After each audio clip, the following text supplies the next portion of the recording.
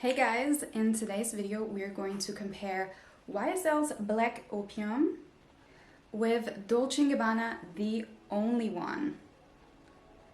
Now these are obviously very popular coffee fragrances from these two designer houses, and I actually thought that there were going to be way more comparison videos on YouTube. I did not really find so many, and ever since these are compared a ton, I thought I would make my own comparison video. So if you're interested, let's get into the video. I hate long intros. So just as a reference, Black Opium came out in 2014 and The Only One came out in 2018.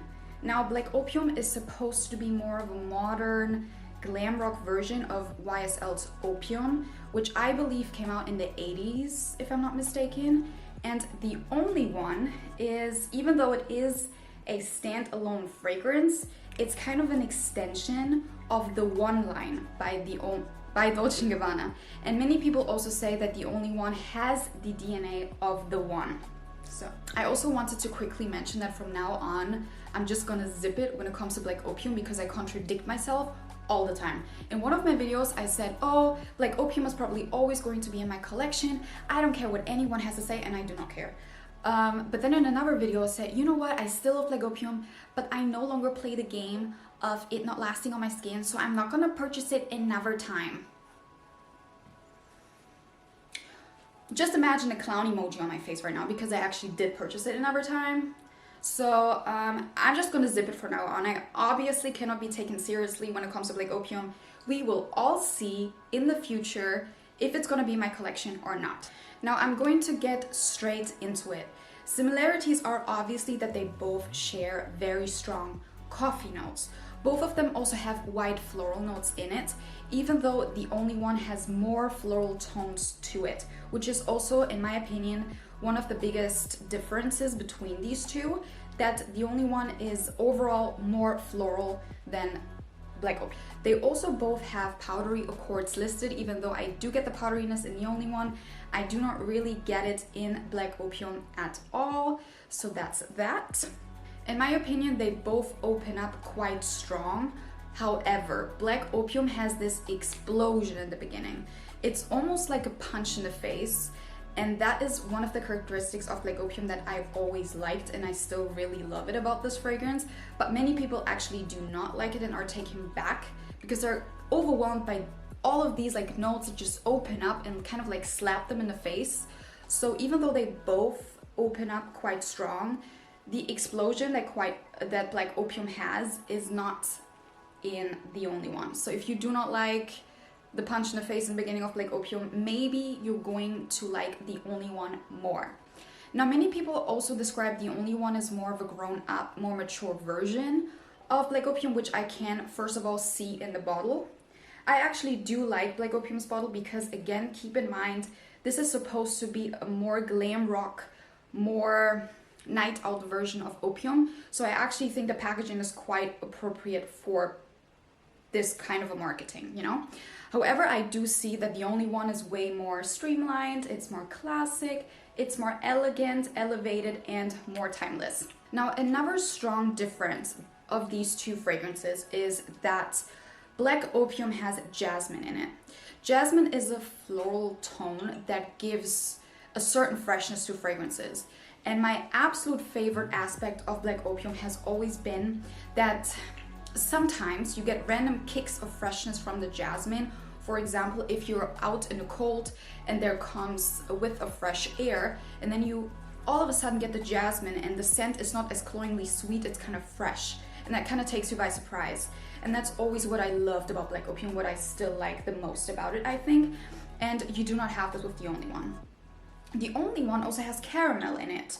Black Opium, for example, has licorice. So they're both going in two different directions. And I want to point out, even though on paper, they almost smell identical to me, on the skin, they smell quite different. Now, what I also heard someone say on YouTube, and I did try this out myself, and I tried to focus on it, and I have to agree, is that when you wear The Only One, you weirdly enough get kicks of random notes throughout the day. For example, one moment you really get the caramel, another moment you get the coffee, then you get the floral tones, which by the way, this one has iris and violet, so sometimes you get one of these, and sometimes I get the patchouli quite strong. This is another similarities between Black Opium and The Only One. They both share patchouli, even though I do get it quite strongly in The Only One, and I actually don't like the patchouli in here too much. Many people actually think it's a very well done patchouli, but to me it often comes across as scratchy and quite earthy. Maybe, I don't know what it is, maybe it's with the combination of the florals, but in Black Opium I do not get the patchouli at all. Maybe it's eaten up by the licorice, I don't know, but the patchouli I can clearly get in The Only One, but in Black Opium, if I didn't know that patchouli's in there, I wouldn't get it. But that's just my opinion.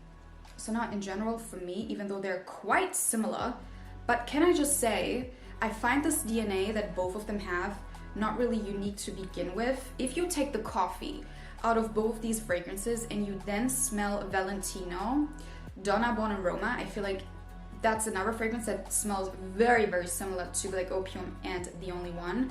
So keep that in mind. I think the DNA in general is not that unique, but I like the sharpness of Black Opium. I like the freshness of Black Opium and the explosion. And I like the caramel and the powderiness and the floral tones of The Only One.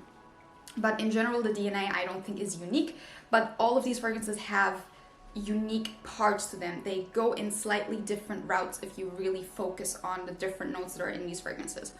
So longevity wise, I think that both of them are not long lasting. I'm really sorry to burst your bubble if you thought that The Only One is going to be a little bit more long lasting than Black Opium, but on me they last the exact same amount of time, even though I think that Black Opium on my skin projects, and on my clothes in general, or projects in general way better than The Only One. Both of them last maybe 4 hours, maximum 5, but after a couple hours, they're already skin scents. In the first couple hours, as I said, they both have somewhat of a projection, but Black Opium projects slightly better. When we talk about seasons, to me, even though both of them are really strong fragrances, because of the floral tones maybe, I'm guessing, The Only One is a tad bit lighter, and I actually think of fall, of the autumn, so would be perfect to wear right now in the upcoming season. And Black Opium to me is a straight up winter scent. However, I only mentioned the season, so it's going to be easier for you guys to categorize these fragrances. You should wear whatever you want to wear whenever you want to wear, and I have worn Black Opium in the summer and I don't care. So I'm just mentioning the seasons to give you guys an idea, but wear whatever you want whenever you want to. So all in all, I have to say I like both fragrances. I can see when people say that The Only One is a little bit more grown up, or a grown up version of Black Opium because of the floral tones. It's really a little bit more grounded, I would say. However, they're both very strong, and you need to like strong and sweet fragrances. So I still prefer Black Opium, but keep in mind I've been a diehard fan of Black Opium ever since it came out, so I loved it from the start and I still like it, and I don't care how many people bash it. But just keep in mind that I don't think that they're the exact same. They're similar, very similar, and if you like coffee fragrances, you're going to enjoy both, but I don't think that they're going to be replacements of each other at all. They're still different enough for me to not say, oh, The Only One is a dupe for Black Opium, or Black Opium is a dupe for The Only One. However, if you have one of them and you want the other, smell it before, because I don't know if it's going to be worth it for you. So that's going to be my overall comparison of these two fragrances. I enjoy both of them immensely, and I hope that it could be helpful for some of you guys. And let me know which one of these two fragrances you prefer in the comments, and I will see you guys in my next video.